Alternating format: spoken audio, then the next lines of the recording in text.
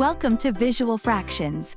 Today, we're diving into how to convert the decimal 0.15 into a fraction.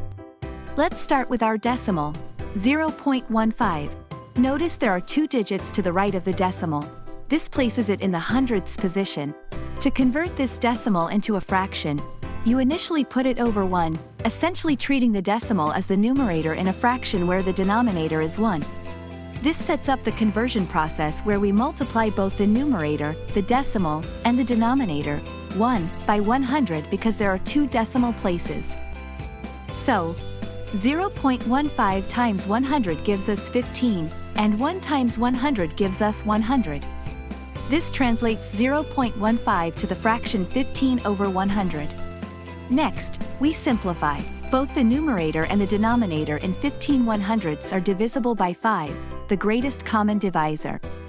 Divide 15 by 5 to get 3 and divide 100 by 5 to get 20.